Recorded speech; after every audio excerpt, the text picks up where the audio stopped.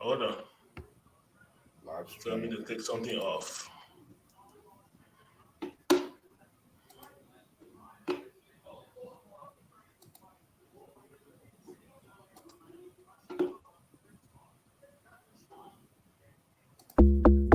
My name is Abina Johnson, and this is Focus on Liberia. Hit it!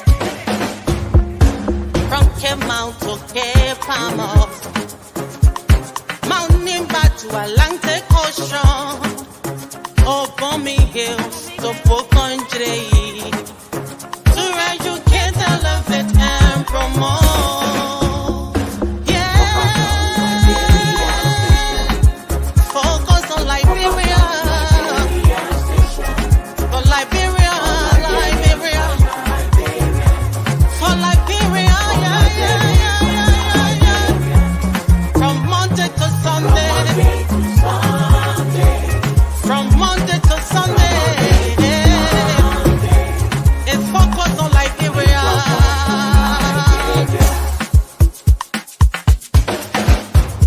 Talk about home affairs, eh, in diaspora, current affairs, reliable information, history, talking about culture, politics, education, entertainment, business, sports, advertisement, articulation. Focus on Liberia. Focus on Liberia. Focus on Liberia. From Monday to Sunday. At Focus on Liberia, we discuss everything Liberia, from education to politics, arts and culture, entertainment, agriculture, history, religion, family, and technology. Focus on Liberia uncovers and showcases the best of Liberia and shows the world the truth about Liberia. We educate, elevate, and promote all things Liberia. We conduct interviews, panel discussions, debates, and more. Tune in to Focus on Liberia on Facebook and YouTube and be a part of the stories that make up the news. This is Focus on Liberia, and I am Great, and I am Jerome Gaiman. With me, some of the greatest people on the planet Earth. Ladies and gentlemen, it is 4 Eastern on our course. If it's 4 Eastern time, it is on point. And here we are talking about Liberia, everything Liberia. Liberia and this administration cannot cease to amaze us. We don't even brainstorm anymore for topics. Joseph Walker is a gift tree that keeps giving and giving and giving. We are going to talk about 5 major issues, but we'll concentrate on the 3 major ones. We have the new representative for Grand Bassa County by the name of Banks that spoke truth to the power when the First Lady went to open a school or dedicate a school. And he sat there, he said, why are you opening schools when you got teachers, volunteer teachers, they are not being paid, and people sitting on the floor? He says, I'm going to put them on the payroll, and he talked power. We'll discuss that later on, maybe at another time. And then lately, we've seen something during the campaign. We kept hearing about why President Weah is building parks. That park we will eat, presidential project, that presidential project we're going to eat. And yes, on Friday, Joseph Walker put together a team that now said they are going to build the largest park in the Republic of Liberia, 150 acres, 200 acres, at the price of $150 million presidential project. Is Joseph Walker channeling President Weah? Does he want to be Weah? We'll discuss that later on, but let's go to what we're going to be discussing. With me here today, I have the 3 brilliant minds First of all, before we go into that, I want to give a shout out, take off my hat, to Mr. Michael Padmore. This is our producer. He comes from work, tired, sleeping. He makes sure that we are on the air. We look good. Mr. Padmore, thank you very much. We appreciate what you do. We will not wait until you die, then we'll come and sing glory and start lying. We'll give you your flower. Thank you very much. Mr. Eastman, thank you for your technical skills and helping out as well. With me today to have this discussion is Mr. Eastman. Mr. Eastman from the nation's capital. How you doing there, Mr. Torso and Torso, the diplomat? How you doing, sir? glad to be here, Michael. I'm sorry, Jerome. And Michael too, and Mr. Tower. It's a pleasure to be here with you, gentlemen, and I hope we can add to the discussion back home and make our contribution. Thank you. Ladies and gentlemen, do us a favor, share this show, put it in your chat room, share this show, send in your comments. We're going to read them, we're going to post them. It's an interaction show. Mr. Tower, how are you doing there, sir? You are in Houston. How's the weather? Before you go ahead, for those of you who are Chelsea fans, I am a Chelsea fan. Today, we won. It was a tough game, but we did win. If you're a Liverpool fan, I don't know much about that, but we are going. Mr. Tower. Yes, Houston is fine and the weather is good. It's in the 70s today, so it's a nice day to be out. And I'm glad to be here to be part of the discussion. And I'm glad that Mr. Padmore is here today. We miss him. And also Mr. Morris, wherever he is, I hope everything is all right. Great. Mr. Padmore, welcome back. Thank you so much. It's always good to be back, man. It's always good to be back. I've been a little tied up, but yeah, it's always good to be back. I'm excited for us to get into the debate. Great. Mr. Tower. Yes, sir. The Republic of Liberia. We have always said for a country to move forward, you have to attract foreign investors. The government cannot hire everybody. It doesn't have the capacity. 5.6, 5.2, 5.3 million people in the country. The government hires only 60,000, which is 0.00% of the workforce. So we need folks to come in. So this leads us into our first topic here. Because we need confidence. We need a rule of law. We need accountability. We need transparency. All of these things are things that investors, businessmen and women are looking at. If they are coming into your home, they have to look at the structure of your government. As it stands, our government is in turmoil. We have no leadership. The house is divided. We are in for a serious trouble here. Sooner or later, the budget is supposed to be due to the house. Checks supposed to be signed. Payments supposed to be made. We have to pay our bills. The house is in turmoil. The country is in turmoil. Mr. Tower, you take a first crack at this. Yes.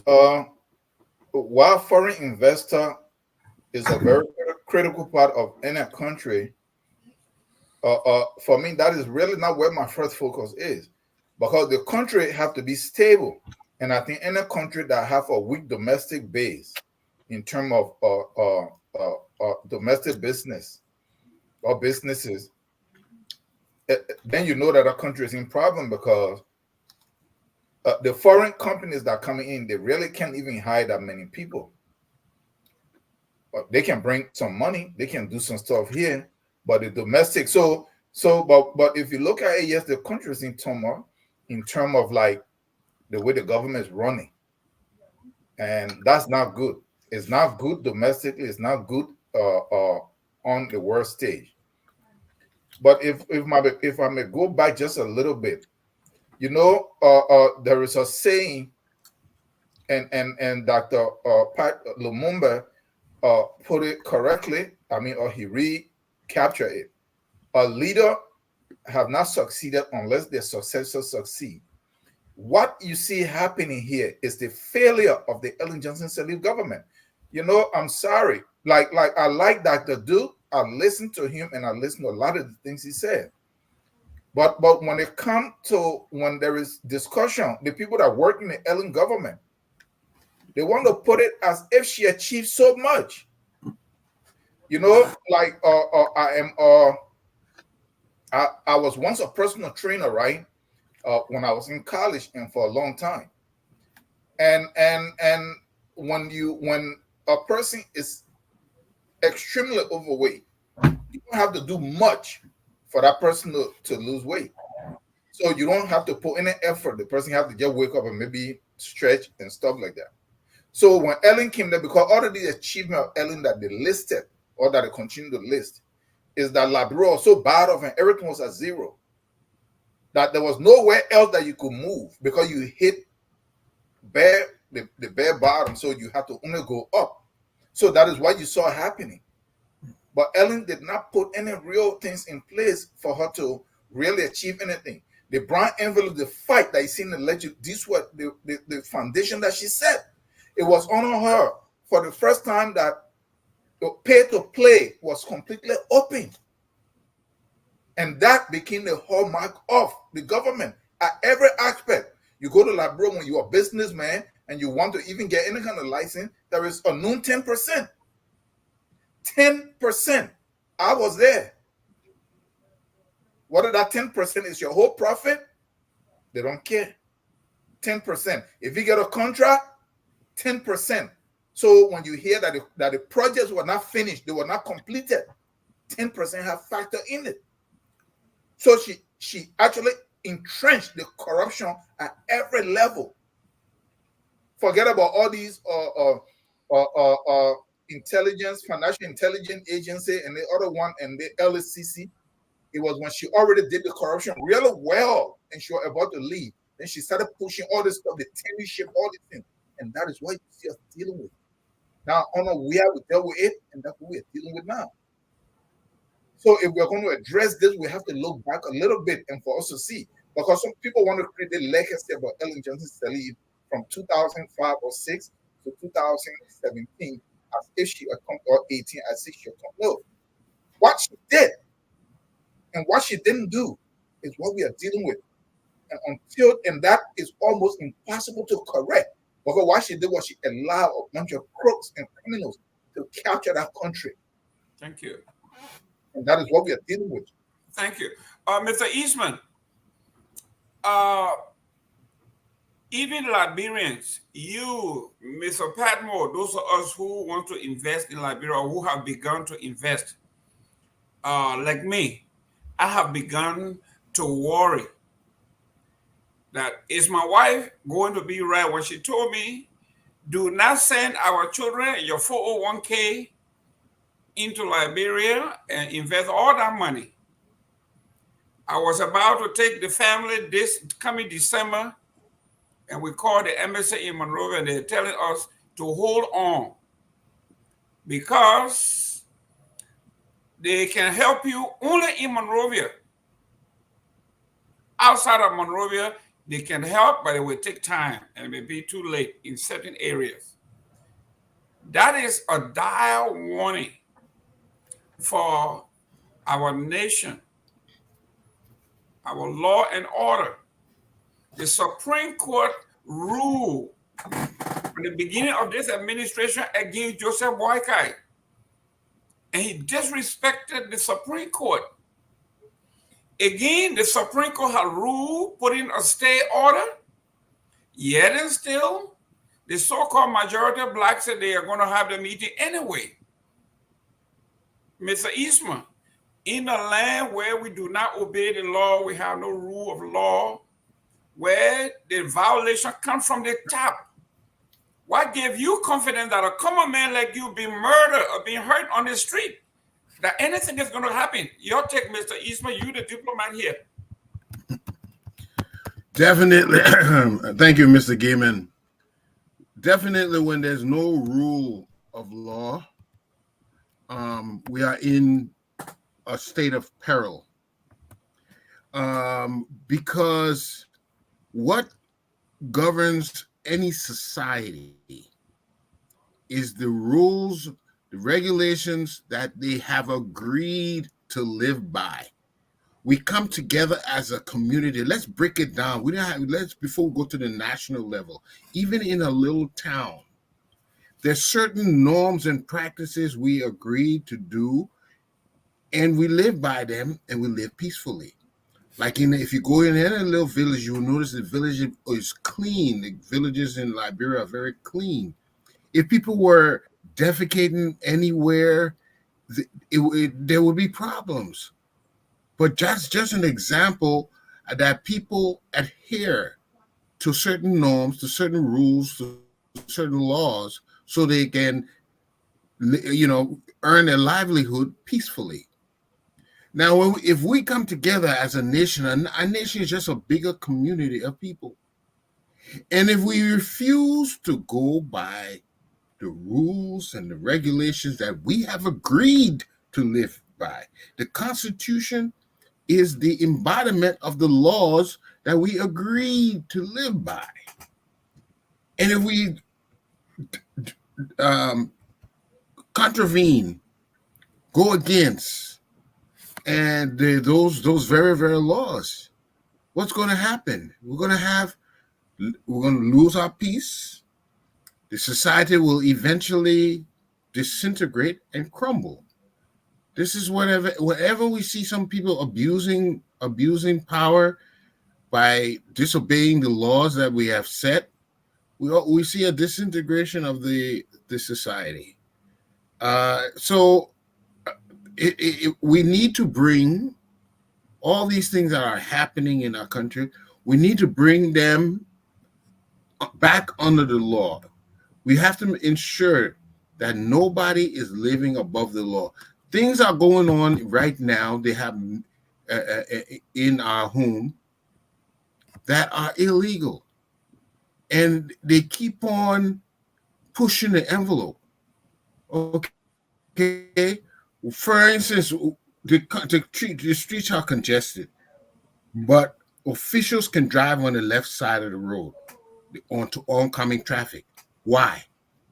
There is no excuse for that. The only thing you as a representative is supposed to do, ensure we have roads. But you don't have the right to be. So this is showing how power is being abused, because it's not normal for what they're doing, and it's not necessary. I can understand the president or vice president having to take these avenues, but not every and anybody. It's adding to it. And so instead of they're doing their duties, they are circumventing our laws and for their selfish interests. And eventually the society will crumble, because even the great Roman Empire that expanded to continents, they imploded from within. When they stop respecting the laws and the regulations that they agree to live by, people get disgruntled. People start taking the law in their own hands, and then that's what we see: civil war. We see chaos, and now it's beginning to lift its head again. Our honorables have to respect the law, and we Liberians. The things we should protest about, not salaries. You see, our salaries are determined by these people. If we can't get paid, it is these people that are doing it, because they don't know what to do to make us get the money we work for. So we need to bring them under the law, to respect the law as it is. Then we'll see better outcome for ourselves. We're instead of going after the root cause of our problem, which is being respectful of the Constitution and respectful of the people's will. They are not doing that. And that is why we have the situation so dire. Liberians are resilient people, ready to work, ready to do anything. But we don't have the kind of leadership that will harness our skills and abilities. It's too selfishly driven. And that's why we have half the problems we do. Thank you. Mr. Padmore, I don't want to quote you here, but I have to. At the beginning of this administration, when they bungled Joseph Walker's presenting of his asset recovery, he said, before I take power, my asset will be declared publicly. And before anybody works for me, that person will have the asset declared. The president reneged on that promise. The president illegally set up an asset recovery team that should have been done by the justice ministries and the other agencies. The president went to court. The Supreme Court ruled against him, and he disrespected the Supreme Court. Up till now, his ministers, his cabinet, I heard like only 26% have declared their assets. So we are talking about 78% of the administration has never declared the asset, and these are all laws broken by this administration. If the president at the highest level can disregard the Supreme Court, why shouldn't the layman and the legislature, Mr. Padmore? So a couple of things. First, I think we should restrict our time to 2 minutes. Okay. I'm not being the timekeeper. Please do. Just because, there's 6 of us. So if everybody take 10 minutes, we'll speak 2 times. And I wish you finish. So I don't mind being the timekeeper. Please do. I have one right here, and I will start with myself. Okay. There we go. Concerning, I don't know whether we feel the disrespect of the Supreme Court. I don't think anybody has been disrespected yet. The House of Representatives is still yet to meet and to have the order from the court read on the floor and debated. And I guess at that time we will know whether there's going to be some sort of ignoring of the court or not. But when it comes to the rule of law, yes, definitely there have been. Look, we have rules, we have statutes, we have the Constitution. You can't decide which one you want to follow and which one you won't follow. Okay, every single 73 members of the House took an oath. The Constitution said they will make their own rules. They made their own rules on how they're going to elect the speaker. They also made their own rules on how they're going to put aside the speaker. At that time, none of them said would do it by majority vote. Everybody agreed 2/3. They agreed to it. For them to come back now and decide, no, we won't do it that way. We're just gonna, we'll do it this other way. It's sad. I'm glad that the speaker is standing up. I hope he continues to hold his own until they get that 49 vote. Look, at some point in time, we got to do something right in the country. Nothing is right in the entire country. At some point in time, we have to do something. And hopefully, this will be the first right thing we do. Great. Dr. Booty, your 2 minutes begins. We are now in Liberia. The country is at a standstill. Some people take glee in ruling in chaos because they can steal and do all of these things. What is your take on what's going on in the House and the president's lack of leadership in this? Well, I think my take is pretty much aligned. First of all, let me apologize. I came late. because our clock went back today, and I thought I was starting an hour late. When you come guys on, because Chelsea won. Chelsea won. You get up. No, don't interrupt my 2 minutes, please, Mr. Padmo. Please add my Yes. injury time. Add my injury Okay, time thank you on, very please. much. Go Blues. But basically, look, I think it's a shame, and Mr. Eastman touched on it. Mr. Padmo, we missed you, or I missed you. It's glad to have you back. And you nailed it as well, right? You cannot set rules to govern yourself. And then when it comes to implementing the rules, you want to do it in like bro say Konosawa. I don't think the president has any role to play in this, right? Because this is the legislature. They set their rules. The president has nothing. I know sometimes a gamer you won't blame President Bouaka for this and for that.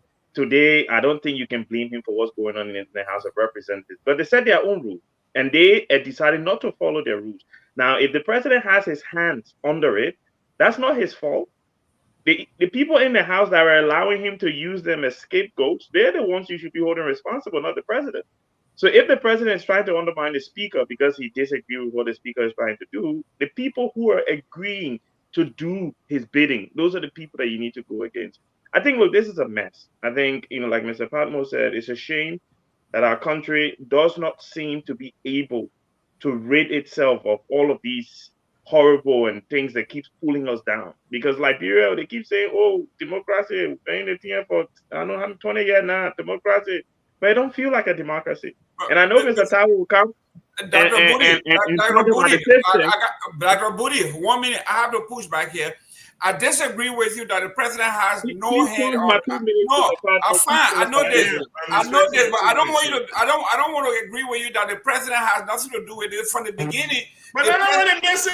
No, but the president assembled people to his house and offered them bribe to get rid of the sitting speaker. In the United States, listen, in the United States, the president of the United States can call the Democratic Party together and say, "Gentlemen, this is what we want to do." So don't tell me he doesn't know what he's doing. Mr. Gayman, there is a reason why they call it the separation of powers, right?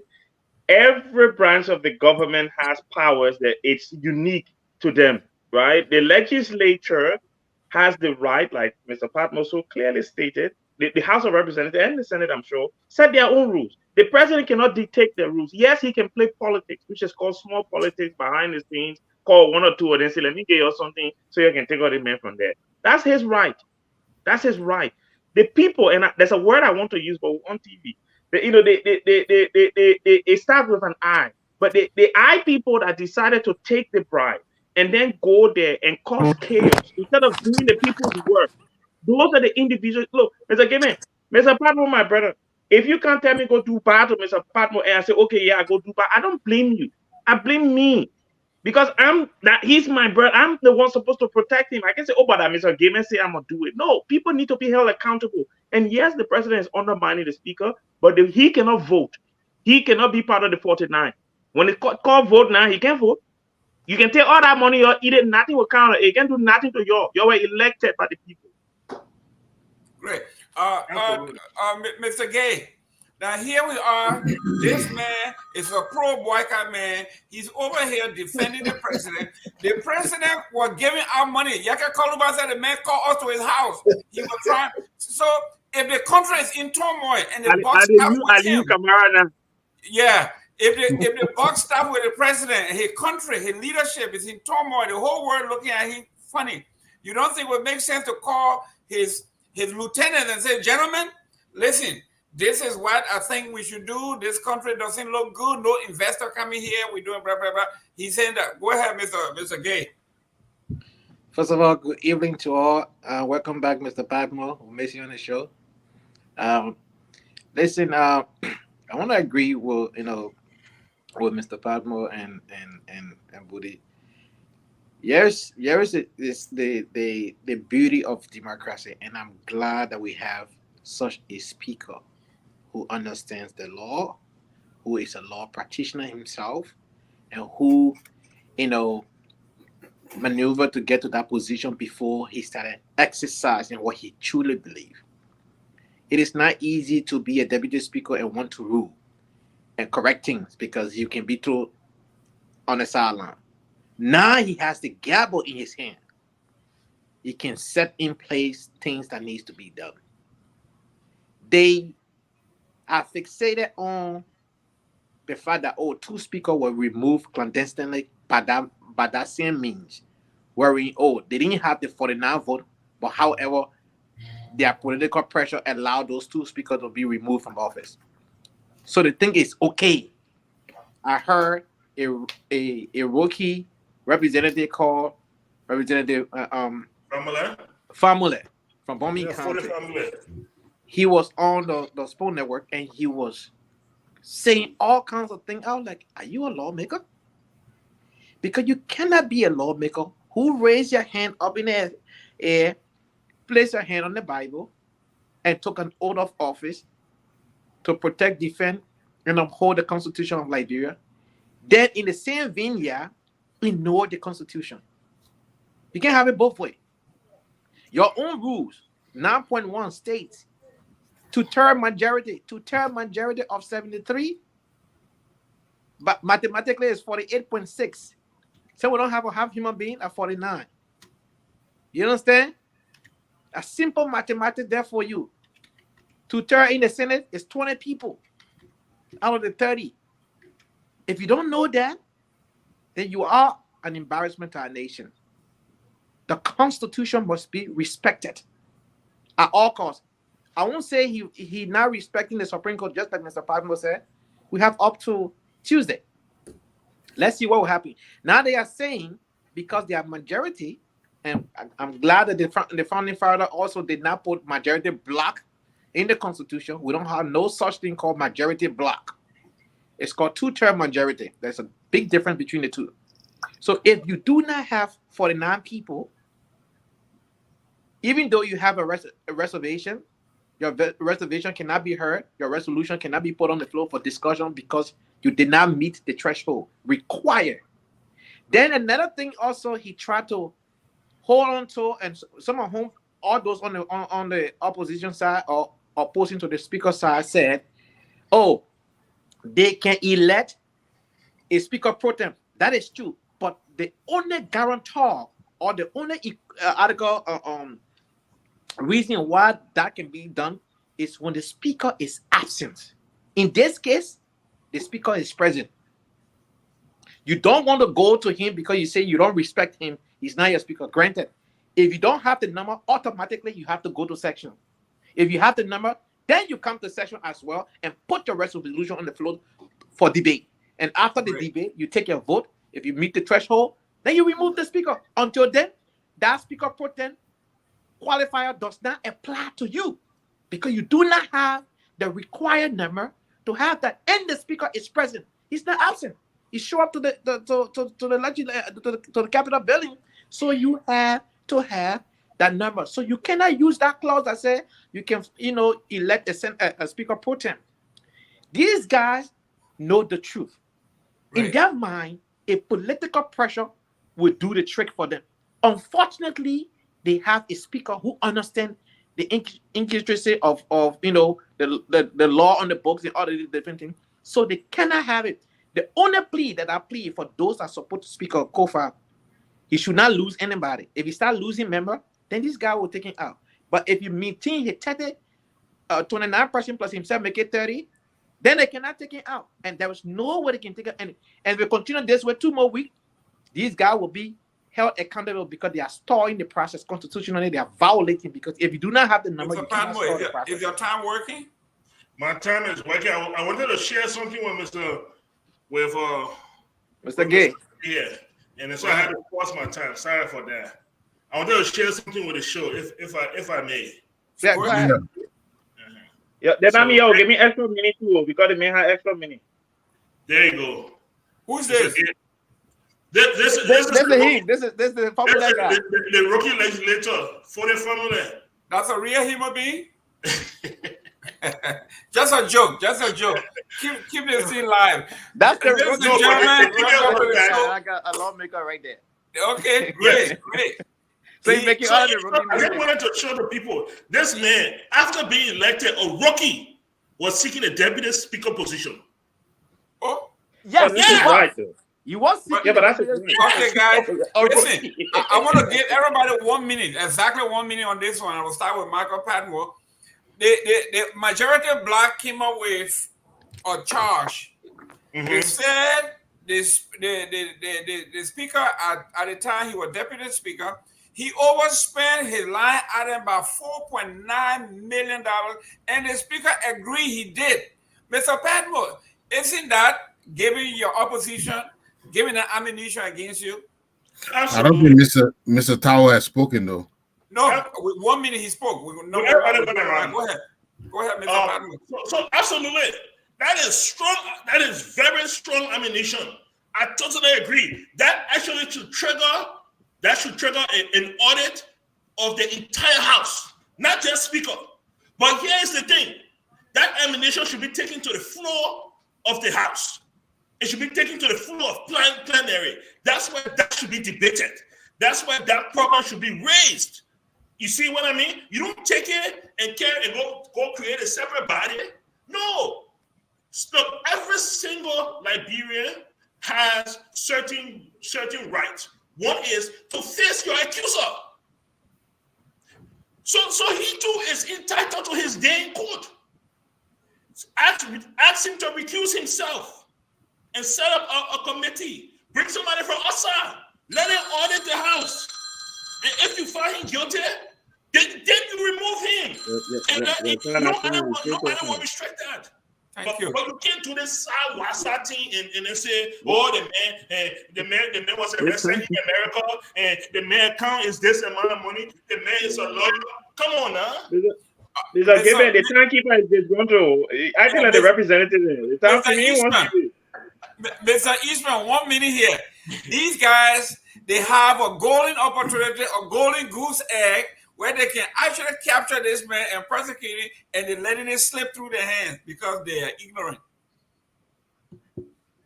There is more to that. 1 minute. There's even more to that. There are allegations of bribery.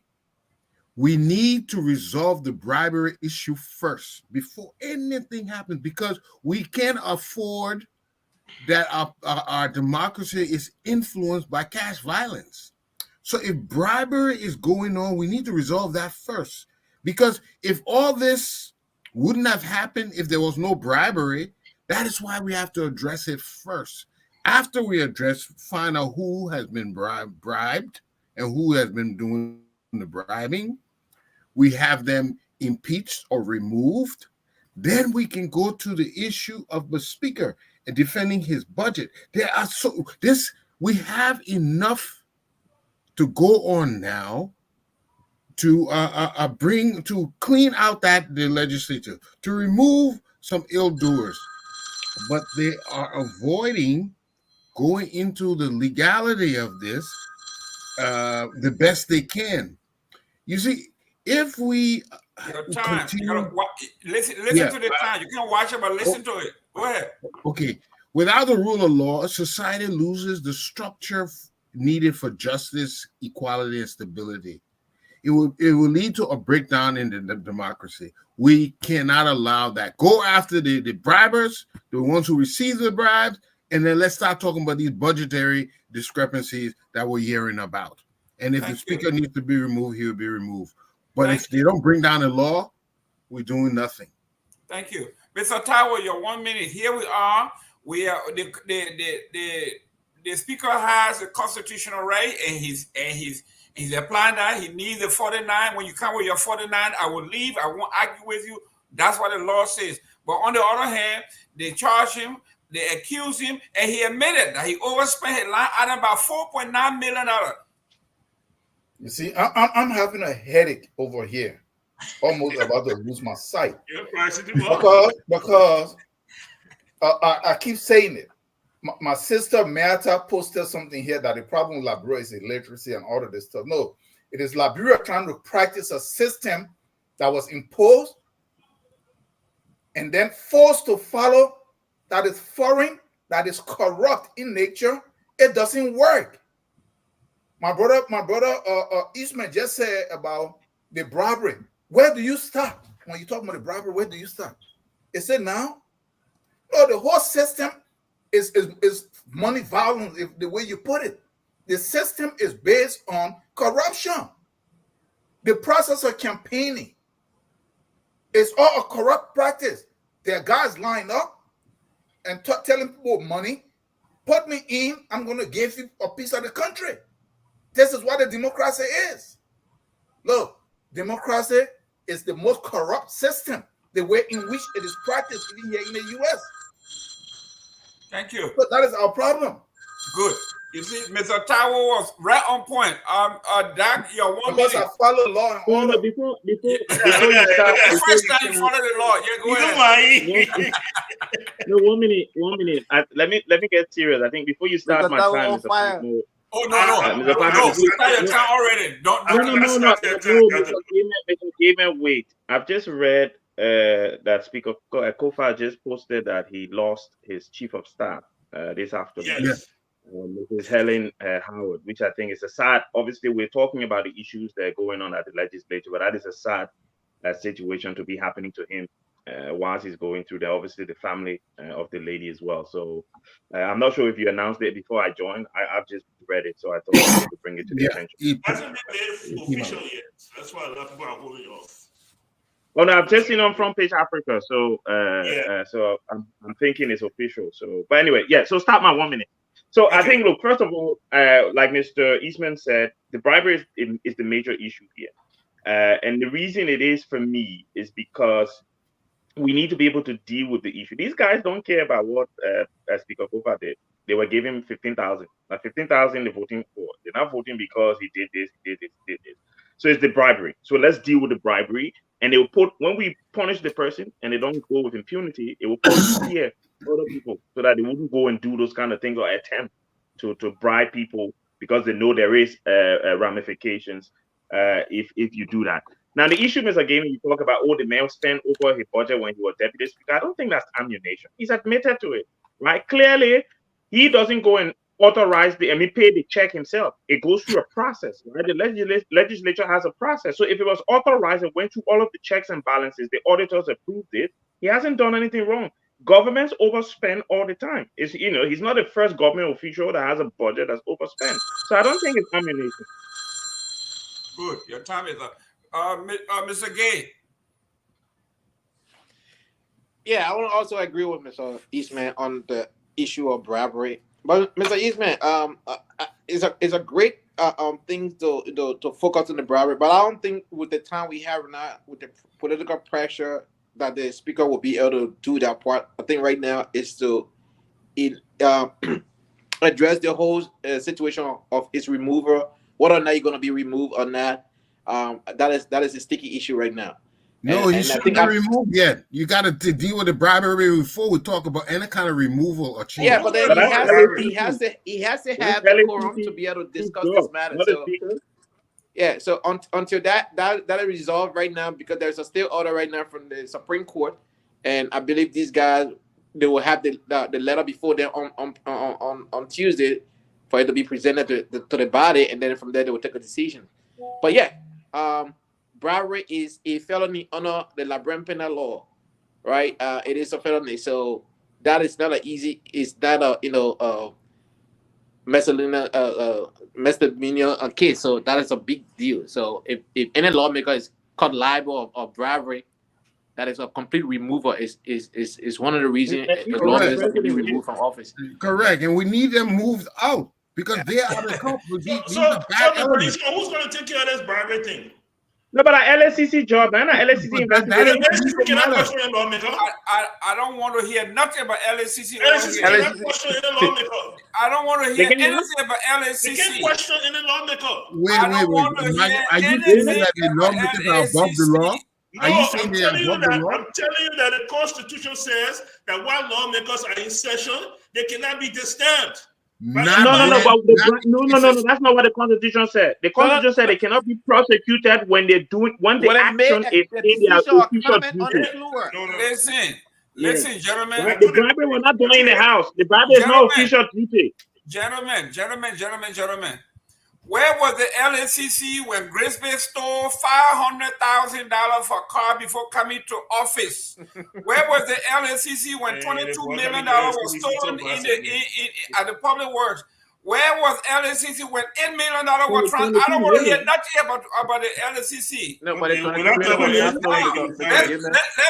talking Let's go to number 2 out here, and I'm going to take on those of you.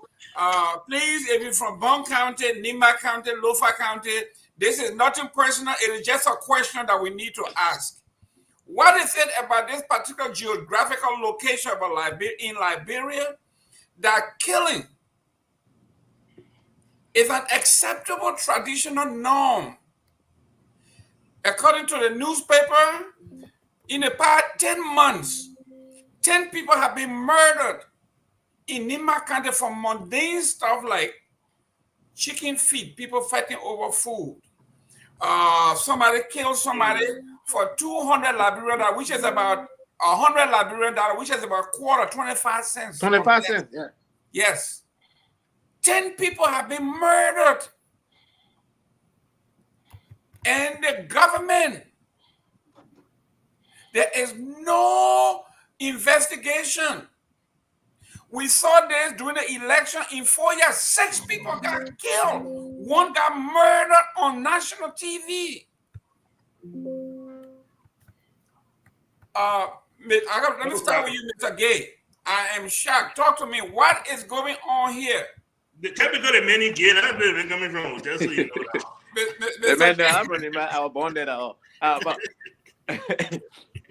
But here is the thing, Mr. Gilman. Unfortunately, it goes back to the real cancer in Liberia that people overlooked: poverty. The poverty rate in Liberia, Bob Marley sang a song that a hungry man is an angry man. I know the Nima people coming after me. It's all right. What's the name? A wise man once said, and I quote, "Poverty diminishes one's ability to make a rational decision. When you are poor to the extent, you don't make good decisions." No police officer who have fought for chicken foot or chicken feet had they been paid on time and paying living wage. Let's just be frank here. Chicken feet, or somebody wrote on Facebook, I want to give them credit. It's not my own word. That said, more chicken feet will be eaten at the guy's funeral. More chicken feet will be eaten at his funeral. And that's true. It is sad for our nation that 2 police officers, the next one also will be prosecuted for manslaughter because his action led to his death. His direct action led to the death of that man. I'm not a lawyer, but I can tell you, if he's prosecuted, follow the law, he will be held accountable for manslaughter. That's a murder in the 2nd degree. And this kind of thing happening in 2024 in Liberia. Very embarrassing. Look at the officer body and look at the uniform on the man in the first place. That tells you something. An officer of the Republic of Liberia, not district police, not county police, something we would consider a state trooper in America. Great. Dr. Booty, let me read what it says here. It says here. Where are you reading from? The newspaper reported. The newspaper from Page Africa. It says here, according to their report. What did? People won't know. Yeah. It is October 25th. Thank you. 2024. Okay. It's according to eyewitnesses' account. 2 officers fought for more than 30 minutes before being separated. Later on, a second confrontation broke out during which Officer Brown was severely beaten. He was initially taken to G.W. Harris Hospital in Saniquelli, Nima County, and subsequently transferred to JFK, where he was pronounced dead. Death in Kwekonon village near Jackson Fiado Hospital in Tapeta following a dispute over an evening meal. Additionally, a young girl was killed by Prince Seimi and his wife in Bo Community Junction in Ganta during an argument over a phone battery. In another incident in Ganta, Blegay Town community, a man was beaten to death over $5 Liberian during a funeral gathering. He killed him at a funeral. This disturbing pattern of violence over minor dispute has raised concern within the community, the Nima community, prompting call for stronger measures to prevent such tragedy. The people of Nima County themselves have come to grip with this, that we cannot kill each other, and there's nothing happening. Go ahead, Doc. Now, first of all, Mr. Gamer, let me push back on this, because I think labeling 3 of our counties as places of traditional or tradition-infused deaths, I think is unfair. I spend a lot of time in Nima County and have very strong affinity with the county. These are 3 isolated cases. Not 3, 10. 20. Let's even say 20, right? No, not 20, 10. No, not 20, 10. Even if it was 20, my point, you We're not going there. It's 10. Can I, Mr. Gamer, you're supposed to be moderating. I'm stating to you that it doesn't matter the number of deaths, right? The issue here, the issue that we have here is, look, one, when you talk about a police officer, he didn't die over chicken feed. He died because we have a poor health sector, that he couldn't get the access to healthcare he needed close to where he was beaten for chicken feed, right? They had to transfer. They transferred the delay in receiving health treatment on the way to Monroe. With a broken spinal cord. Mr. Gamer, you live in, is it Philadelphia? If somebody comes to home and beat you badly now, in 10 minutes, I beg you, don't put me in Philadelphia. Within 10 minutes, an ambulance will be at your house. Within 20 minutes, you'll be in a hospital and you will receive treatment, right? You probably wouldn't die. So not just not put it on the man who beat him for chicken feed. Yes, they beat him for chicken feed, but the fact that he could not access healthcare close to where he lives is a major reason why he died. Because when he was in San Nicolas or Yegepa, wherever the hospital is, he was alive. It was when he was being transferred to JFK because the healthcare in Lima County is not good enough. So let's put the blame where the blame lies. Now, killing people over these kind of things, look, yes, like Mr. Gay mentioned, poverty definitely plays a part, but I don't think we should blame people from these counties. I think it's wrong. Let me put it that way. I think it's wrong for you to blame people from these counties as, it's endorsed by their traditions. No, there is no tradition in Liberia that endorses people killing each other over chicken feed, right? That's just unacceptable. Good. Mr. Tao, the internal minister of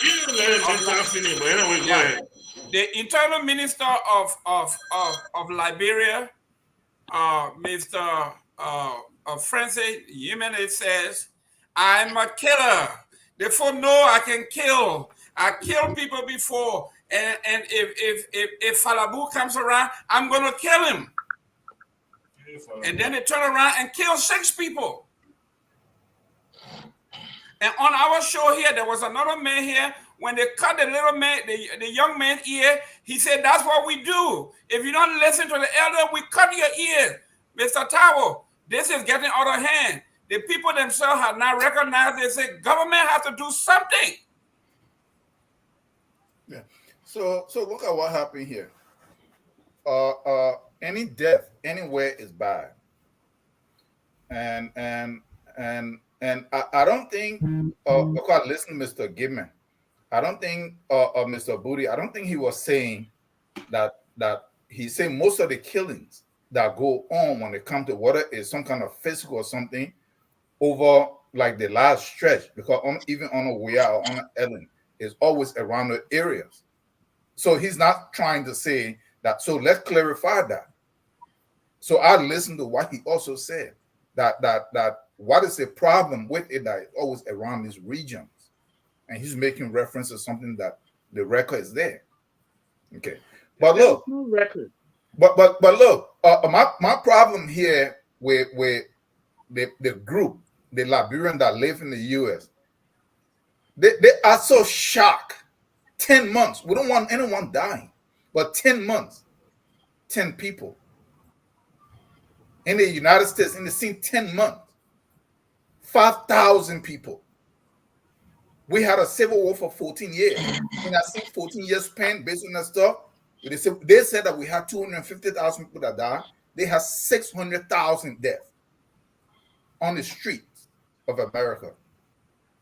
So for people in America to be acting like so shocked that the U.S. government embassy issues a statement that I should hold on, you stand a greater chance of dying yet of violent death in this country than in Liberia. The record is there. So let us cut all of this stuff. If Liberia and other countries were in the position to, they will be issuing statements of people being careful to come here. When your children go to school in Liberia, there is no fear that somebody is going to walk in and shoot them up. When you're in church, the evidence is here. So let us cut all of this stuff and not hype anything. Great. Mr. Eastman, I know you don't want to 334 million people here compared to 5 million people in Liberia. Anyway, we'll have another conversation. I won't even go there because he knows the number. Okay? All of y'all playing politics with this thing. Dr. Booty is shifting blame. I was in Yekepa. We don't kill people in Yekepa. Only in Ganta they kill people. Mr. Eastman. Mr. Gimme, you the fake news you're stating now because I grew up in Ganta, not Yekepa. Okay, so y'all kill people in Ganta. In fact, Ganta is on here. Ganta is right on here. That's the place there. Mr. Eastman, here we are. Ganta the most killing in Nima country right now. Mr. Eastman, what is going on here that the government that's supposed or that is in charge of law and order, the community is saying they have been abandoned. They are killing each other, and not once. In fact, the law enforcement officers, they are killing each other too. So where is this government? Where is the law and order? Where is the justice system in this? Well, first I want to respectfully push back on Dr. Booty, what he said. If the medical examiner were to examine that person, they would not say he died of a poor medical system. They would say he died from sustained injuries from whatever. That's what is going to be the cause of death. So to say that inadvertently is the medical system, or we can blame a whole lot more than that. So his direct cause of death. If you want to push back, you have to state the facts. I didn't say it was the system on its own. I said it was a combination of things. Dr. Booty, you're talking like a politician. Let the man finish. Don't eat the time. You were saying the legislature. I'm sorry, Mr. Eastman, for interrupting. I'm sorry. I'm just clarifying. And I want to, Mr. Eastman, your time is running here because everybody, these people from Nima County now, they are ganging up on me. Kau from Nima County is ganging up. She say I'm lying on her people. I'm reading this stuff right here. Then she say I'm lying. Now, this man who grew up in Ganta, you're killing people over there, and you say I'm accusing you. Go ahead, Mr. Eastman, your time. And I also want to establish, you said what could be done when we were talking about the other issue. Article 5 of the Constitution in Section C says, the Republic shall take steps by appropriate legislation and executive orders to eliminate sectionalism and tribalism and such abuses of power as the misuse of government resources, nepotism, and all other corrupt practices. It's in the Constitution. But this administration is guilty of that particular act. Yeah, sectionalism. I want this bribery thing can be persecuted. It can be prosecuted. Mr. Eastman, the people are dying. The Nima people say they have been neglected. The government not doing anything. Where is the law and justice in this country? First of all, we have to have respect for one another. You know, it's one thing to have the facilities and institutions, but it's enough to have basic human dignity and respect for one another. That is paramount. Okay, you can have any kind of hospital, any kind of institution, but people kill people all the time. We have to respect one another. This should never have happened. Now, yes, there's a lot that has to do with the improvement of the health facilities and even the roads and all those things that our country needs. But it will not happen under blatant corrupt practices right in front of your face and you do nothing about it. It will never happen. People will continue dying because there's no justice system that is protecting them. Their basic rights are being taken away. And that is the core of the problem. We shouldn't try to deal with issues instead of going to the core. Great. Mr. Padmore, you bring us home on this here. The people are saying that they have been neglected. There's no justice. There's no police. There's nothing. In fact, the police started killing each other. What is happening here? We have not heard anything from the Justice Department. We have not heard anything from the Godfather, Joseph Boakai. What's going on here? All right, so let me start my time. So here's the thing. Look, the human psychic is something that is very interesting. When you continuously subjugate people to certain sufferings, they react in certain ways. Frustration, stress, those elements of our everyday life, if they are not relieved or if there's no outlet to it, then you see these kind of actions coming. You see people acting in this way. You'll hear they say, "Oh, they're making home. His son stole $1 from a woman. He beat a child to death."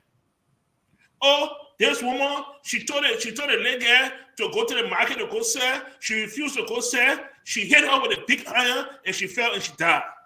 Oh, the two men were fighting over chicken wing, and because of that, somebody died. You really think that it was a chicken wing that people were fighting over? No.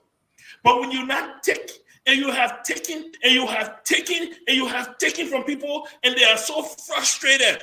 This is just the straw that broke the camel back. That all this is. Let me ask you a question. You think if that policeman, right, was being served right, was being paid right, was being treated right, his home was taken care of, and all these things that we get up and go to work and try to pursue. You really think if you refer to a chicken bone, you're gonna laugh over it or you're gonna fight over it? You're gonna laugh. He was gonna laugh. This is just all that is being expressed now is the element of frustration that is going on in the country. And if this government does not take heed to day-to-day that chicken food, tomorrow it could be anything. There was the gentleman that set himself on fire in Tunisia. You really think that man would have set himself on fire? But people get to that place. People get to that, man. You can't know in a cold mouth, okay? I don't want to get it done. You can't know in my mouth. I don't want to get it done. The men eat up 30 seconds of your time. I didn't back on your time. Power. You're eating the man time. Go ahead. I can see why Aliyu Kamara ran away from the show, because anytime somebody say anything that is slightly in favor of Joseph Boakai, even though I'm not everything I say, the president said brand him by arresting, they say you caught him at town or everything I say, you just call me no problem. No, but the thing is, to conclude real quick here is that look, our leadership needs to pay attention. You cannot have people just frustrated. From danger, people become explosive, and you can never tell what they will do. You need to ease the stress and frustration in that country. You need to find some kind of way to do that, Mr. President. But I will stop there. Great. Someone talked about. Let me put this up here. This is a great segue. The greater wealth transfer in modern times take place in Liberian politics. So money and wealth that should be trickling down to the people never gets there because 97% of our budget goes into the hands of few folks. 97%.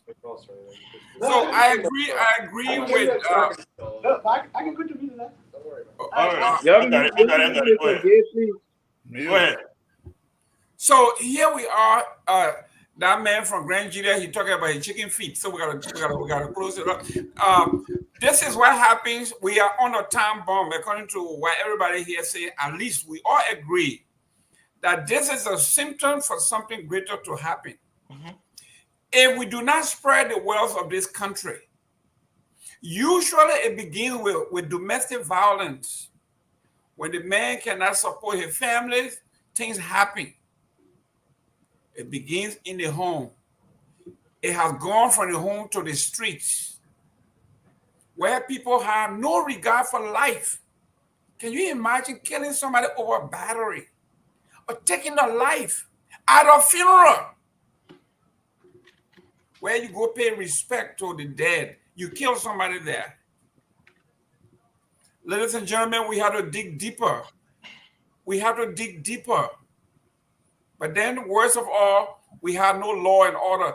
The reason the state's supposed to protect these people is if we serve as a deterrent. Hopefully, if we don't eliminate it totally, we can suppress it. But as it is going, it looks like everybody has free access to killing anybody with impunity. Now, let's go to number 3 here. Okay. We got a call here. 1 minute. Are we going to have our callers going today? Hold on a minute. Yes, go ahead, sir. Do you want to broadcast the call? Okay. Hello? Are you getting me? Yes. Oh, I can hear you. We can hear you. The call, all right, so let's go into topic number 3. Okay, we before we go to topic number 3, we got a caller here that wants to want to contribute towards the first 2 calls. Go ahead, sir. Your name and where you calling from? Thank you, Mr. Guerra. This is Elvis calling from Minnesota. Look, I'm taking a bit of a break from, the political, space right now. That's I'm Elvis?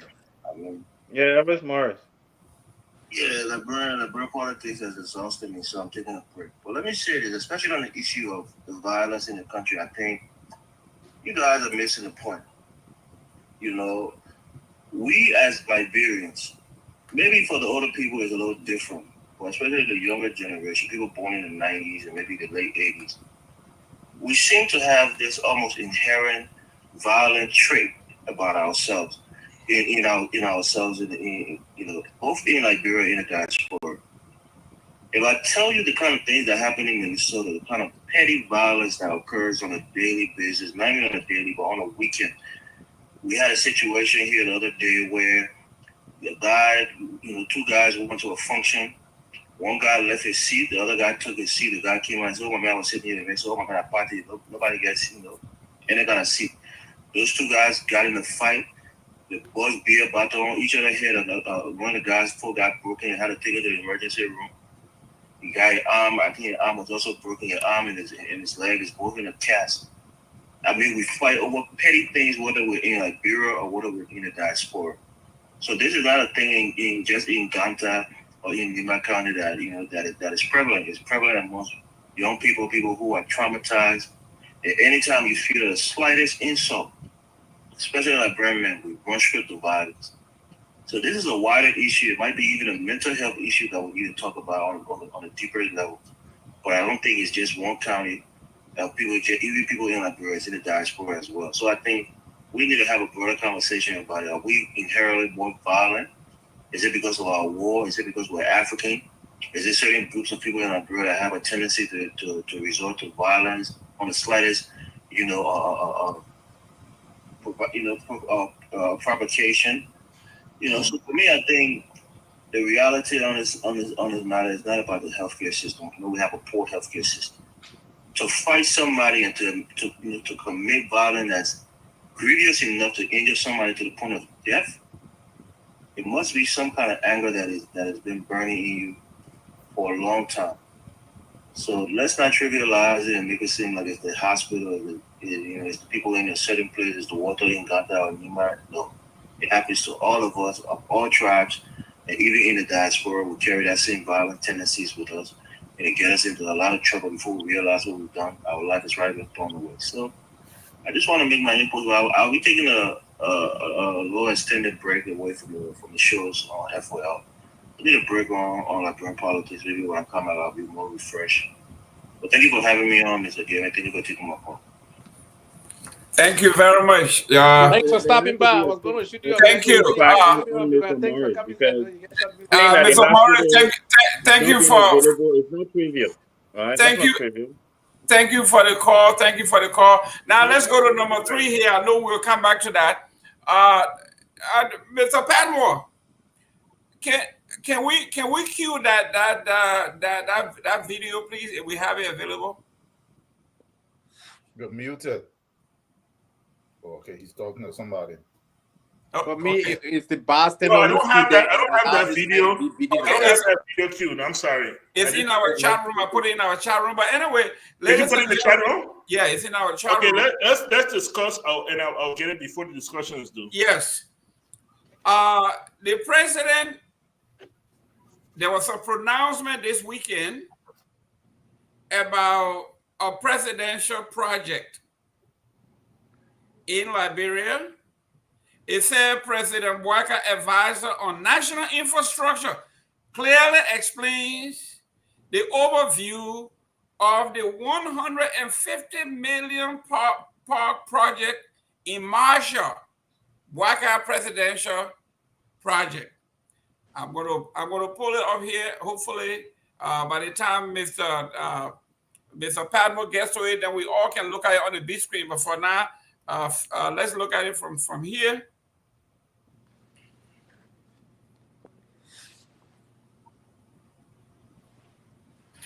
So he said, I want to develop a park and build for them where there'll be merry-go-round, where there'll be swings, there'll be rides, like Disney's were in the USA. So he gave us that tax. We started the development process. We found this land, showed it to him. He bought the idea. And there's about 70 acres of land. Okay. There's going to have merry-go-round. We have kiddies ride, family rides, and other rides, like swings and all of those that you see in Disney World. We have hotel here. We have convention center here. We have villas. There will be a full-bloom park. And then we're going to have a jetty into the sea. That no matter how big the yacht is, it can sail here. It is also a window to open our tourism section in the country. Okay, so and this project will cost about $150 million. And how soon is this project? By December, the phase 1, where the president will have party with the children, have a merry-go-round, and few of the rides will be this December. By 2025 December, we want to have a grand international opening. So, what's the name of this park? The Whoopi Park, and who took it on this project? It is Kalawanda. Kalawanda is a kissy word. I mean, love Kalawanda Park. People. Kalawanda Park. Okay. Yeah, like you see this movie, Black Panther, Wakanda. The name, this will be Kalawanda. And even we are now working on the music, the song for this park. And when you listen to the beat, you want to dance. So who's taking on this initiative? It's a presidential project. The presidential project. Yeah. Presidential project. Okay, guys. Presidential while project. Our technicians are looking for this so you can see on the big screen. This is Mr. Eastman. I mean, we will do justice to our folks. If you saw this, let them see it and listen to it himself. Presidential project. Presidential project, 70 acres. He said they're going to build it. It's going to be projected into the sea. So the biggest yacht in the world can come to Liberia. And it's going to have hotels. It's going to have villas. And the next question was, who owns it? He says it would not be, a dime would not come from the government, but it would be the presidential project. So what we're going to be discussing, when you play that video, if we can cue it, if you get villas and hotels and yachts and docks and all of that, and it's not owned by the government, it's just owned by Joseph Walker because he said it's the presidential project. Then on there he says, Sorry, no. So I thought you were done. I was going to ask a question. Where's the president getting Is he worth 150 million? 150 million? Yeah, well, million. 150 but million. Is the president worth 150 million that he can fund the project? Mr. Padmore is they are trying to cue this thing because this one is very, very, very, very interesting. The reason most people are raising eyebrow when President Weah was building. Let me play this so we can go on. Good, okay? good. Because Yeah, play it first so then we can comment. Yeah. Gerald, I I'll read give the you year for 10 to myself. play the thing. Okay, here we go.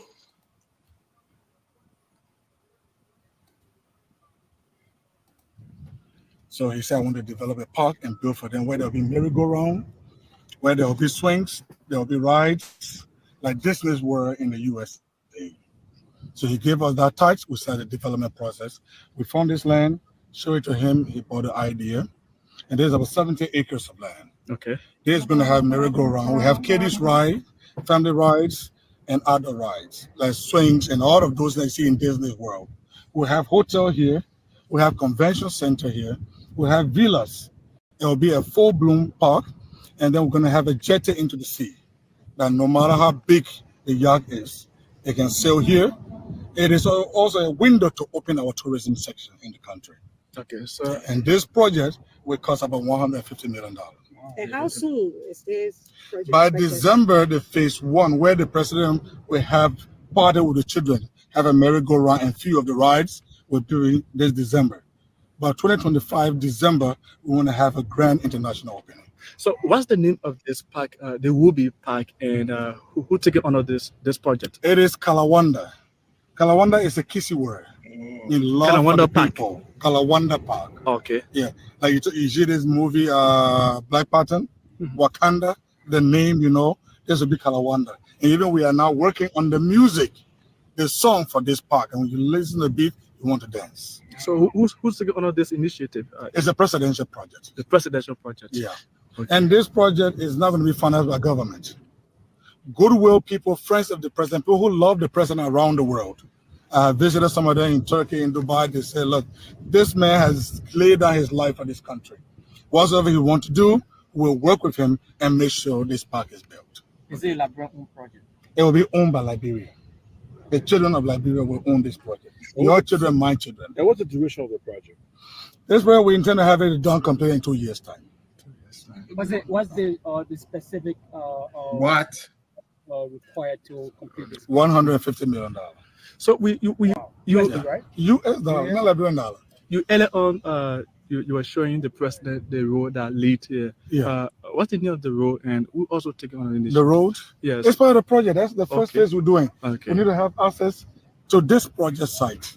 Okay. So that's the road we are building. Okay. Let me get Thank you so much. Georgian Mulba. And how are you talking about having hotels in here and other stuff? There'll be hotel. Okay. There'll be villas, chalets, and all of that. All right. Thank you so much, sir. Thank you. Georgian Mulba, advisor to the President of National Infrastructure. Okay, so folks, that's Mr. Moru back there speaking to the. So, ladies and gentlemen, here you have it. Let me add it. It is a lofa. It is a lofa-based project. It's a Kisi name, Kalawanga, and the guy who is in charge of this is Moluba, his nephew. He's in charge of advisor to the president on infrastructure development. They're going to. It's going to be just like. Listen, listen. I'm quoting them. The man said it's going to be just like Disney World in Florida. Disney World. But he didn't say it's a local project. He didn't say it was a local project. He didn't say it was a Kisi project. The man is just being sentimental. He said it's a Kisi name, Kalawanda. He gave it a Kisi name, and it's a That's right. And the guy who is in charge of it is Moluba. Okay, so here we are. Mr. Gaiman, this is that. What's it called?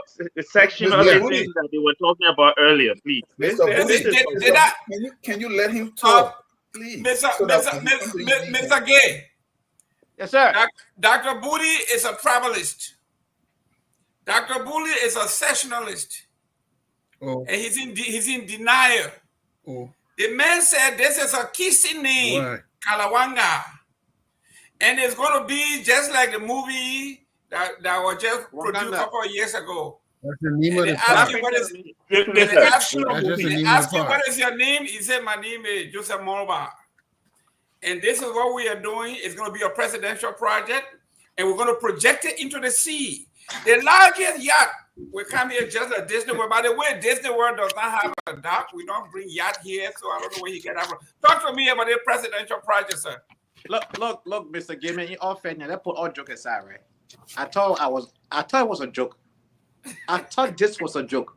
First and foremost, you don't get into a presidential project in the man's first year of office. It's that when you retire, after his retirement, he can go and build his presidential library, presidential, whatever the case may be. You cannot be in that seat and undertake your own project. The Constitution is very clear. How can you undertake a presidential project that will not be funded by government? You are using your presidential seat to solicit funds from foreign donors, a violation of the code of conduct that was birthed out of Article 90 of the Constitution of Liberia. Where are we going with all of this? You brought 40 yellow machines in the country with other trucks, other equipment, amount of 40 equipment, including yellow machine, on a quote-unquote gentleman agreement, yet to be resolved. 900 plus people within your presidential cabinet have yet to declare their asset. What are we going with all of this? Your arrest agenda has tourism in there, has agriculture in there. You are not investing into ecotourism, where we can have. Jamaica just made $2.9 billion last year in tourism alone. $2.9 billion in the B. Small Jamaica. Liberia is larger than Jamaica. We possess up to 46% of the rainforest in West Africa. Our forest type can be compared to that of the Amazon in Brazil. Very beautiful rainforest. People want to see it. When I talk to other people, oh, you guys have a tourism site that we can go to? No, we don't. You don't have to develop it. That's why it's called ecotourism. People can come and walk through that park and make money from it. You're going to build your own presidential park? Thank God that we heard about this now before you even start the project. See you soon, Mr. Boakai. Before I say President Boakai, Your Excellency. It's a tower. The man said he's going to build Orlando, Disney World in Liberia, and it's going to be projected into the sea. And no matter how big the yacht is, it's going to land over there. Few years ago, they were saying, why, Joe, we are building park? That park we will eat, that park the children will eat. They were denigrating the idea of park and recreation. Now today, Joseph Boakai is saying he will bring Disney World to Monroe, to Marshall. Go ahead, Mr. Tao. So you see, when I first came on the show, you can see everything in line, right? I said they were never going to audit nobody. They were never going to declare no asset. Because everybody intentionally. When I first came on the show. But the thing is there. You see, the foundation that you see here, that was repeated by George Weah, that has been repeated. Ellen said that. Where was the Robert Sallee Foundation? This lady destroyed that country. But tomorrow, people are praising her. And tomorrow she's gone. They will be putting up monuments and stuff for her in Liberia everywhere. Her son, when all those concessions, they sat down over there and they stole a whole bunch of billions of dollars in the name of the country. They pocketed it. And the moment his mom was done, the Robert Sallee or Sallee Foundation died away. George Weah then came there. It was the same thing. The wife never went to Liberia unless once, I remember, was little in the 80s when George Weah was playing, I think a PSG or something. She came there once. Never been there. The moment she became first lady, used the office of the president. They got all kinds of money. She was building projects. All of a sudden, towards the end, when they got defeated, now the project is hers. They don't belong to no government money went there. Isn't the same thing that we are seeing? We are seeing the same thing. So what happened? All that stuff that they did. Nobody can trace where the funding came from. You can't audit anything. It's now for the Weah family. Boakai, them repeating the same thing. I don't think this is anything realistic that will really happen because his nonsense that he's talking in today's day and age. You're talking about swing and merry-go-round. Who's even doing that? People have that thing in their backyard. So that's nonsense. But the concept of it here is that whenever they come in, if you see this, all kinds of concessions and all kinds of agreements have already happened, and it's the kickback on those things because that's how Ellen set it. And through her son foundation, if you can pull the stuff, it was on YouTube where a BRE, they're discussing and they're handing her the envelope, and she's pushing the envelope back because the camera is there, and the man handed it twice, and then she pushed it back. And this old lady had the guts to say, hand it to my deputy because that's for my women's fund. This is the kind of stuff that we're seeing happening still. So Boyka, and they're repeating the same thing because nobody getting penalized, nobody getting held responsible. We'll protest against that thing. They will not work depend like on the that. criminals to investigate themselves. You are saying that we should look into the people are here trying to speak for Fonati Kofa. But Kofa was the one that was just sharing your money a couple of months ago. Kofa is the same one that was pushing for the representative for buy their $40,000 or $50,000 car. All of a sudden, the same corrupt guy, they're doing the same corrupt stuff. They want to remove him. People are not here defending that we're glad that he know the law, that he's. This is what we have, gentlemen. This stuff is corrupt. You need to line all these guys up and tie them behind their back and throw them into the ocean or something. That is the only way you free that country. I'm just telling you. This is the reality. I almost asked the same question on the screen. You're One telling last the be laid up for the Liberia. I swear to God, collecting government checks. Mr. Eastman, Dr. Eastman, you the diplomat here. Joseph Boyka during the election, he was in Lofa Foya. He broke ground. He said he was going to build an elaborate city center for the people of Foya. Obviously, that was election talk. We have not heard anything. He and Darrell Dillon, Yeka Koluba, and Ami Moda were there during the election, breaking ground for this center to be built in Foya, and nothing. So here we are now. This man to dredge a beach for Mecca yachts, to dredge a beach to build a seaport for Mecca yachts. And he said he would start with merry-go-round. Go ahead. You know, I would have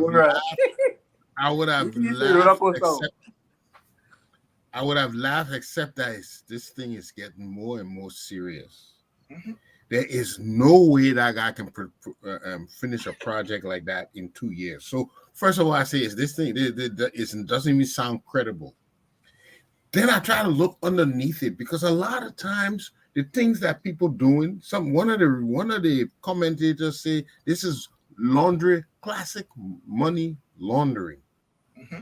They can hide money laundering behind projects because there's no way it can be done that fast. Number two,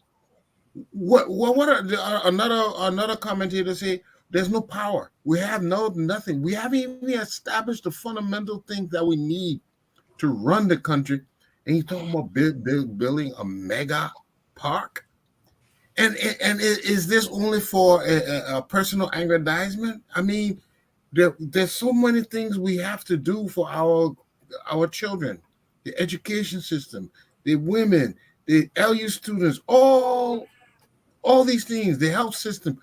But it's not attracting our mind. We want to build a park just so our name can be on the park. I still don't think this is credible. You know what I mean? I see Mr. Tao here. He didn't even bother because it's not possible to do it in 2 years. So what are they going to do? Well, it looks like another 285 yellow machines. That way it looks like. The whole thing, it looks just like that 285 yellow machine. And so stand by, gentlemen, because I've been told Putu Mountain, Wallagisi Mountain is on the market already. So we're going They can do that. They shouldn't even track, man. To that mountain Mr. Padmore, this man, I live in Florida. And you don't live in Philly? This man, no. Whoever sent me the Philly, the next time he sent me to Philly, I'm gonna block him.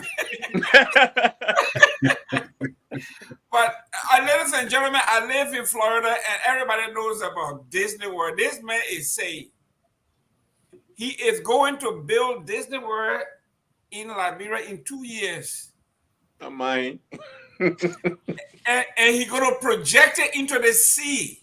The mega yachts will be coming hotels and villas and all the names he was calling over there.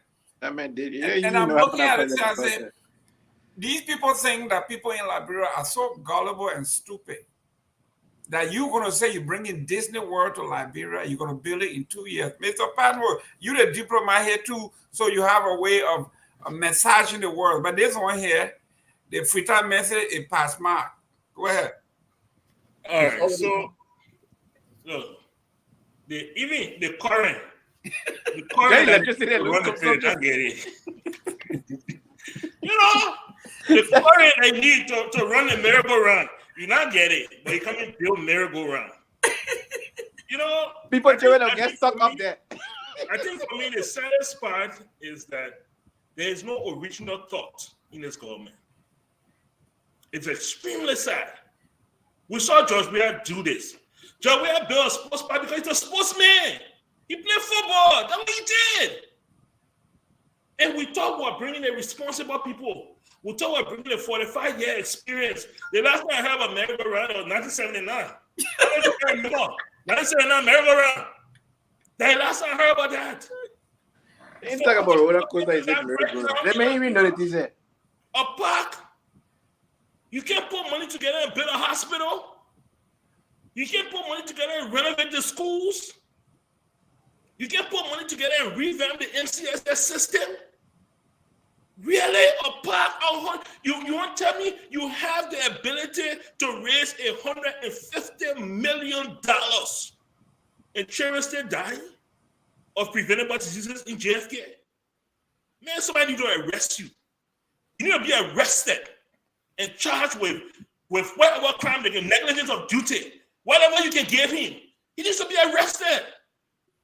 It's sad that we're living in a country. Every day you look here, they have these different small organizations. They come on Facebook. They're trying to raise $30, $40, $50 here because some child is sick in a hospital. They can't undergo surgery. They can't do this, and you have access to $150 million, and you decide instead of revamping the school system, instead of equipping JFK, you're gonna take it and you're gonna go and build a park because Joe, we have built a park, and you still measuring Toto with you still measuring with Joe. Yeah, that's what it is. The diplomat run away.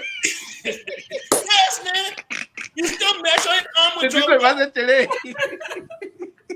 You still we need to stop this thing. Too many of our citizens are dying and suffering in the country. That the same stress I'm talking about.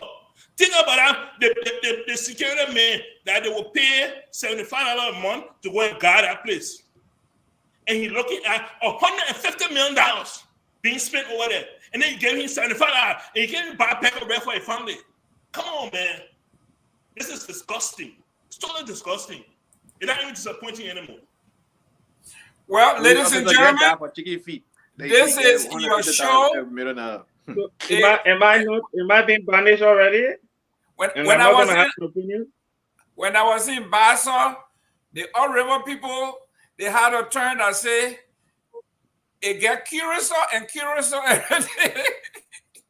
Joseph Walker is getting curiouser and curiouser every day. Because here we are. The Ministry of Education appealed to the school to delay opening because times are hard. The health minister said there are no drugs in there. All of these things that the country needs that is part of the arrest program. In fact, we just heard from the IMF and other funding institutions that every government prior to Joseph Boakai have come in with a plan as to how to develop a middle-income community by 2030. And they expected this arrest agenda to have a plan to address that. They have no plan so far, so the World Bank, the IMF, everybody will be holding back their funding until Joseph Boakai can come up with a plan as to how Liberia can be lifted into middle-income country. So these people are not dealing with these issues, but they are talking about building a park. It's a pie in the sky. You don't have money. You have absolutely nothing. You have no plan. You have no friends on the international community. And you're sitting there. When he came from Italy asking, what did you bring back? Why are you going on the trip? He said, don't expect to see anything now. I am planting seed that will germinate in the future. Another pie in the sky. So ladies and gentlemen, this is your show. This is your president. This is the administration you got. It has nothing to do with anti-Joseph Boakai. We are dealing with facts. We are going to go around. We got 20 minutes for the first time. Well, excuse me? Dr. Booty did not speak on this topic. I told you I banned him because he put me in Philly. Dr. Booty, you are out of jail. Go ahead, build your Disney World in Nimba, in Grand Bassa. The one in Marshall have already been taken by Joseph Boakai, so you go ahead with the 150 million mega yacht. Dr. Booty, your turn. I know. Obviously, we try to put some, light touch on the situation because we're all concerned about how difficult it is for our people. But I hope when you have your time to talk, you would retract the defamation that you lawsuit that could be on the way to you for calling me a tribalist, for pushing back because you call a park that is named by a GC named Lofa Park, and the guy that building it last name Flobo. That's wrong. And now you're talking about Nima Kante, and Nima Kante, Marshall not even Nima, and then you bring in Nima Kante into the situation. You need to stop this, and I hope Mr. Eastman will have a quiet word with you because I think he's the unifier in chief. And tell you that you need to stop it because we're one country and it doesn't matter what name goes on it. Look, Mr. Eastman, just to a point that you made about the electricity, on the 17th of October, the president broke ground for the first solar farm in Liberia that's being funded by the European Union. So they're trying to do something, right? And we need to give them credit when they do something.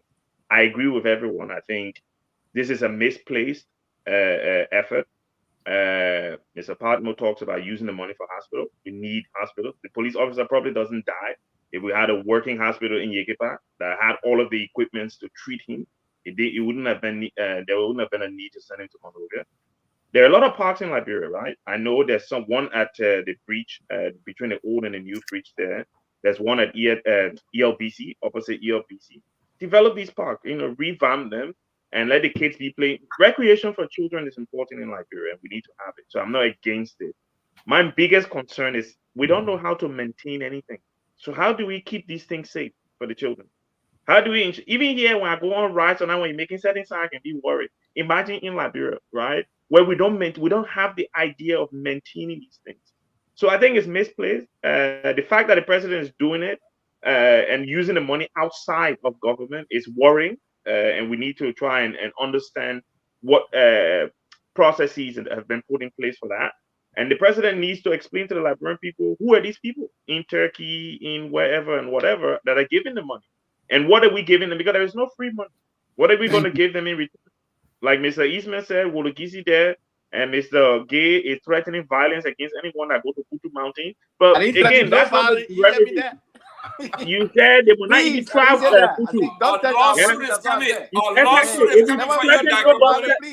No. I stand by what I said. It's threatening violence. Sue the man. Sue him. He didn't say sue. He said you don't try it. We are from Liberia. When somebody tells you in Liberia, don't try it, we know what don't try it means. So you can't threaten violence against the government. What does that mean?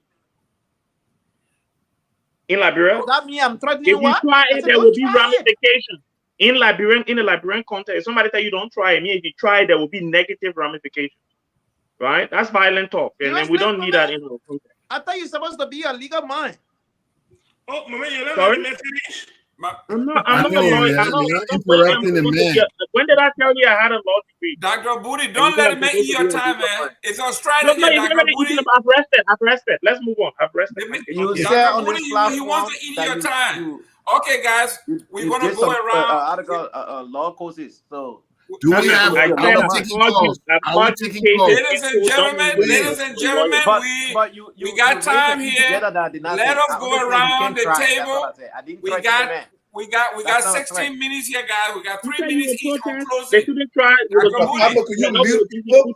Dr. Booty. Now all permission from Mr. Gamer. But Dr. saying Booty. don't try it, it's not a threat though. I don't know Dr. how you Booty. interpreting my word. Let's go with 3 minutes. You start with your 3 minutes, Dr. Booty. I'm at 3 I minutes. only gave you a warning. I ain't threatening. We got 16 minutes now, so we got. But you said 3 minutes. 3 minutes and 18. Mr. Gay, I And more understood than what nothing. you said. Okay. And Take there away is your 2 no. minutes. Yeah, I said don't there's no try it. take- That's not a threat. That's a Stay warning. with your 2 It minutes. is Okay, a threat. guys. It is a threat, my brother. I'm a Liberian man myself. I understand the threat. Look, end of the day, look, Seriously? these are very. Mr. Gay, stop interrupting. Let me give my 3 minutes, please. You can push back when you have your time, please. Yes. Let's get some order, right? I think these are very important topics that we've tried to address today. I think killings in our country. I'll start with number 2 and then go to 1 and 3. Killings in our country, doesn't matter where it happens, should worry all of us. And everyone, in this group today talked about the various factors that you can bring. These things intersect, right? You're talking about poverty, you're talking about lack of access to healthcare, you're talking about impunity, like Mr. Gay mentioned, and other people talked about things that is there like Mr. Morris said, is there a group of people in Liberia that might just be a violent group? I don't know. I think violence is anyone can be violent. It doesn't matter which country in Liberia you're from. But we need to find a way to address some of the issues we have so that people not fighting for chicken feet, especially police officers. In terms of what's happening at the legislature, I think the speaker is doing what he should do, right? I think he was duly elected to be speaker. And there are clear rules in terms of how the House should manage itself. And if people are trying to circumvent those rules, yes, he's right to go to the Supreme Court. Let's see, like Mr. Gay said, I think it's on Tuesday that the deadline is. Let's see what happens on Tuesday. And then some of us can come back again and speak out and talk about these things. And finally, look, this presidential park thing, I think my biggest concern is, one, the safety issues, right? Because you can guarantee the buses that India gave us, I don't know when was it, up to now, all the buses now break down. And we don't know how to maintain things. So to go and invest on that level, on that scale, all of these different equipments and put people's lives, children's lives on it, I'm very, very concerned. Where the money is coming from is another big concern. I think the president owes it to the Liberian people to tell us who are these friends of his that are giving him money. And yeah, I like the DC meme that they're putting on it. Obviously, yeah, and let's see how we go. But thank you so much. Thank you. Joe Tao. Yeah. So like in the first place, I don't know, we come here every day trying to make sense of a very broken and corrupt system that is given to us. And I will continue to champion this until we are the only people in this world that have been told that to govern ourselves, the norms and the values should not come from our culture, from our tradition. It should be handed to us by the very people who have subjugated us, murder us, plunder us, and exploit us. And you believe them that they gave you something and it's going to work. And guess what? They know that it's not going to work, so they make sure they're there to make sure that you enforce it. If it was meant to work for you, they would never give it to you. This is the reality. Everybody else that ought to break out of this for them to succeed, they had to go into their own culture and their tradition and their own society to pull out their value system by which to govern themselves. We are the only people. And people as such, one of my mentors said that where is it written that because we're one enslaved, that we cannot be enslaved again. Pay attention, look, and see. You see, we're not paying attention. So when I come here, I say, let us study. Some people get all jammed up. They think I'm trying to put somebody down. No, because we are not studying. If we are studying, we look at the geopolitical chess moves that are happening now in Africa. Africa is the last frontier. The West is losing power. The West that you're sitting in, they're losing power to the Asians, led by the Chinese. That is a reality. They know it. Africa is the last frontier where they're going to battle. They're positioning themselves, taking over every area on planting basis. We need to be able to self-determine. We need to be able to link up with whoever we can get with to help us. But the government is never going to work. All this stuff is just a result of it. Is never going to work. We're going to come here every day unless we start looking at the one to change it. Let's change it. Let's modify it. Thank you. Mr. Gay. Yeah, it was a good show. Look, Liberia is a very blessed nation. Liberia's problem has always been, and it always is, leadership. It's the leadership that we do not have that put our country the way it is. In the United States, to manufacture one Nike sneaker will cost $15 US. That same one Nike sneakers, the same design, same model, can be manufactured. It's being manufactured today for $1.50, $1.75 in China, Taiwan, Vietnam, and other countries. That very same Nike sneaker can be manufactured today in Liberia for 25 cents.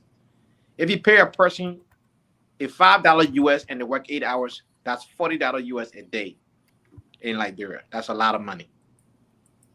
Why can't our lawmakers, our leaders, advocate for Liberia to become an industrialized country?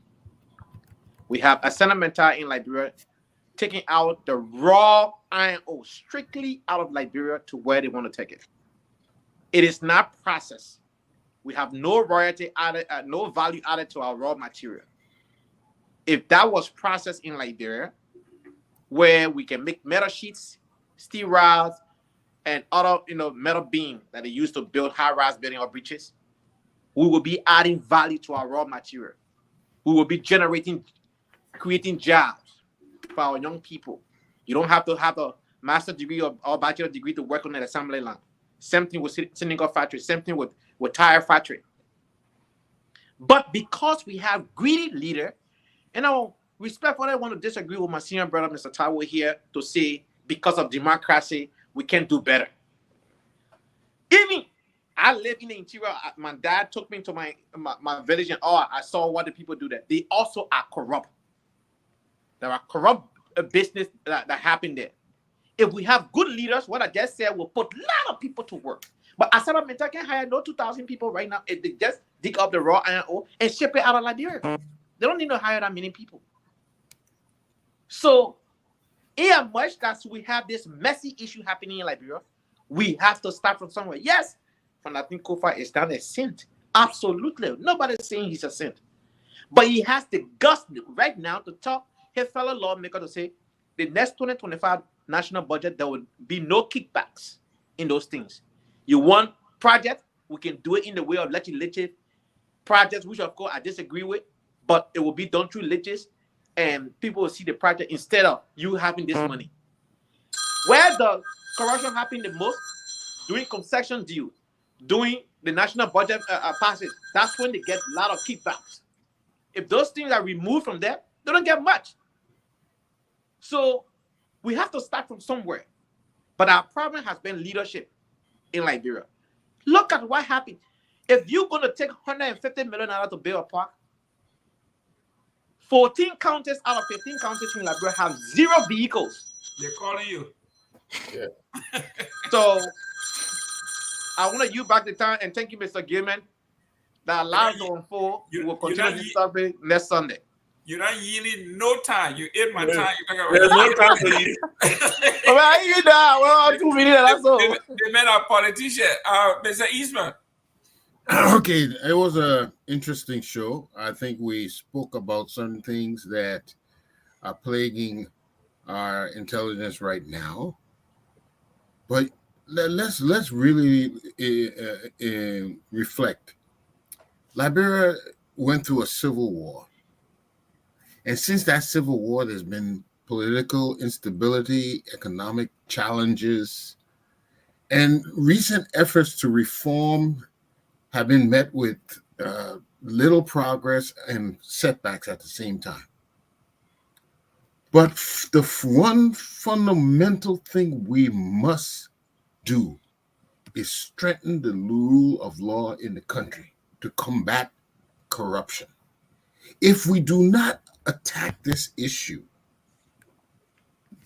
grab the bull by the horns, we cannot progress. We have an opportunity right now to weed out some of those who took bribes and some of those who were bribed in the legislature. This is an opportunity for us to start correcting the wrongs. If this is swept under the rug, just say we got another 6, 12, 18 more years of the same, because you cannot build on a shaky foundation. You have to build on a solid foundation. And that means the law has to be obeyed to at least a degree where you can have a functional society. Right now, it is clear there's a lot of dysfunction going on. And the people are being taken advantage of because, maybe they feel we're so stupid. And we will lay down there and allow them to just continue on doing the things they do to us. Taking fabulous salaries, but it's not enough. They want to go on certain committees and whatnot to get more kickbacks. And we so stupid. Then they're talking about they want to impeach the speaker. For what? Because I'm not getting nothing from there. The people coming up and telling us. And still, when the people hear that, we leave it. We better take advantage of this opportunity right now. Thank you. Mr. Padmore, take us home. All right. Okay, so I kind of 4 points here. Hopefully I can get them done. The first thing is that I wanted to speak to what Mr. Tao said about democracy. Look, democracy is not corrupt. Democracy is only an opportunity to choose the form of government you want. Okay, once we have democracy, we can model the kind of government that works for us. Whether if it's cultural, it's traditional, it's Western, Eastern, whatever it is. We don't have to have a House of Representatives. That is in the Constitution, but the Constitution can be changed due to a democracy. All depends on who we elect as a leader. Democracy ensures that every number of years we'll go to the polls and we'll elect who we want to rule us. That part of it, that part cannot change. That part of it, that part is sincere and it is good. What we do, who we elect and what that leader does and what we allow them to do and how we react, that is on us. That is not based on any white man, really. The second thing is that Wakanda Park, because that's what I will call it from now, Wakanda Park. Look, I mean, you can't make up these things. You take a park, you give a kissy knee. I mean, look, Joseph Walker, when somebody came to you and gave that and made that suggestion, Mr. President, let's make a park. Let's give a kissy knee. Nobody in the room could stand and say, dude, we're not doing that. That is just, I mean, that's such a soft target. Of all the 16 tribes in the country, I'm a kissy man. You're forced to give a kissy knee? You can't give another name that represents all of us? Everything will be kissy, kissy, kissy, kissy, kissy. Come on now. We went through it with Joe. We are in the Southeast. You're making the same mistakes. The other thing is, look, when it comes to the house makes their own rules. You made the rule, abide by the rule. It's as simple as that. You made a rule, abide by the rule. Look, I will predict this. If these people are able to topple the current speaker, we will have another speaker within 12 months. This will not be the end. The promises that are being made to those 42 people now, they're not realistic. It's not to keep them where they are. I don't know if you know, but people are not going home to their homes. These people are going to RLJ Canada. That's where they are being hosted. 42 of them. That's about $200 a day. That's just for lodging. That's not feeding and entertainment. Huge money is being spent, and huge promises are going to be being made to these people. If you stick with us, we'll give you this. We'll make sure you leader of this. That other one to come from there, they're probably not promising a deputy speaker or head of ways and means, chairman of ways and means. So all you are telling now, they're not going to be deliver everything. Everybody's going to have issues. The last thing is the frustration in the country.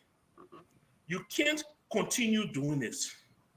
We saw how Liberians reacted in 1979. We saw how Liberians reacted in 1989. You can't continue suppressing people and think that they will not explode. It might not be today, it might not be tomorrow, but it will happen if you don't give these people relief, some kind of relief. And so far, I don't see it in sight. Thank you so much. Thank you very much. For the first time, the clock worked. We are here at 6 o'clock on the dot. Thank you very much for watching. Next Sunday, guys, if it's 4 o'clock Eastern time, it is on point. Mr. East. We are Liberia. Liberia is our home.